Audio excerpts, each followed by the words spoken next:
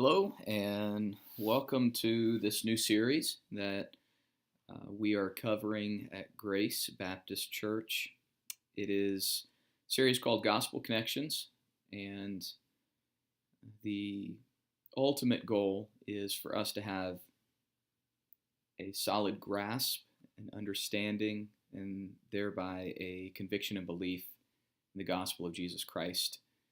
This first lesson in particular and the second lesson, we're going to be answering what is the gospel. And these are introductory lessons, but they're very key. This first lesson is really designed to open up everyone, including the teachers of this lesson, to open up any presuppositions or open people up within their presuppositions of the gospel. There are a lot of things that the people say the gospel is. Some systematize it and say that it is just the death, burial, and resurrection of Jesus. Some view it as a destination fix. On the lesson that you'll receive, there's a lot more text associated with the lesson than what you will see here on the screen, but it's just paramount that you take time to study and understand the gospel. A couple of key passages for this lesson. There are more in the lesson, but the first one is the first time we see the word gospel used in the New Testament, and it is there, at least in our chronologically or our ordered New Testament, not necessarily chronological, but the historical order. Matthew chapter 4, verse 23, that good news, or the word for the good news, is there. Later in the epistles, and one of the key passages that we're going to use in this lesson is Galatians 1, 6 through 9.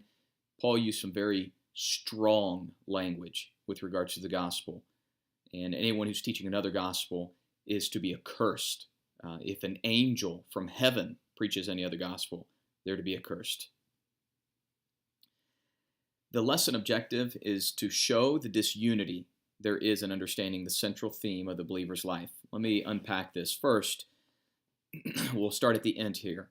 The central theme of the believer's life is the gospel of Jesus Christ. And what this means is there is no greater message, there is no unifying or greater unifying theme for every part of the believer's life. This is not just about the believer getting to heaven. The gospel of Jesus Christ should be what speaks to every single aspect of the believer's life, how he relates to his wife, how he relates to his children, how he relates to church family. All of it should be under the influence and really motivated, prompted from the gospel of Jesus Christ. So that means that if we don't agree on what the gospel is, then we're going to have different expectations. If we're not even clear, though we think we are, if we're not really clear on the gospel, then certainly relationships and how we interact with other believers and how we interact with the lost world around us is going to be wrong. And may I say also how we interact and even see God is going to be wrong. That's really where it stems from, is our wrong view of God. So again, this lesson, the beginning of the lesson objective to show the disunity there is an understanding, and it is somewhat negative because you can't correct something until you show that something's wrong. And so please take extra time to study the text of the lesson. So the question is, how do we define the gospel, or how do you define the gospel? Maybe you have an answer. Hopefully at the conclusion of the lesson, you'll be a little more precise on what the gospel is. So the proposition, we must be clear on the gospel, and there's three significant reasons why. Number one, we want to be clear on the gospel because of the danger of another gospel. This is always a danger, even and especially in religious circles.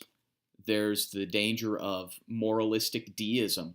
Most of you that will be teaching this lesson were raised in environments that emphasize high morals and a recognition of God, but we don't understand how that should flow out of the gospel of Jesus Christ. Secondly, we must be clear in the gospel because of the truncated view of the gospel. Again, I said earlier, it's not just a destination fix. It's not just some systematic 1, 2, 3 part of the Bible. And then thirdly, must be clear in the gospel because God's glory is established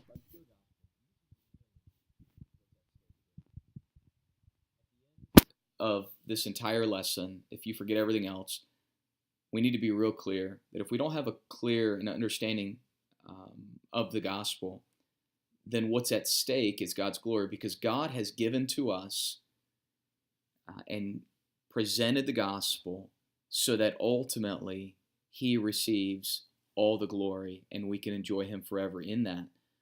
So please don't miss that point. Make sure you spend extra time studying that passage in 1 Corinthians there. Next week's lesson, we'll be covering a second part of what is the gospel, but in particular, how can we be sure that we have the pure gospel when there are so many answers that sound right? And as you know, a lot of different responses that you can get.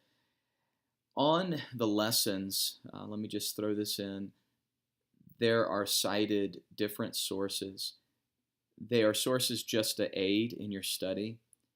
While I don't agree with 100% of everything that is used or said in those lessons, they are lessons that can be tremendously, and books that can be tremendously helpful to you. If you have any questions about those, let me know, or if you want to order some, I'll let one of the pastoral staff know, or our bookstore lead know, and she can get those ordered. Okay, God bless you.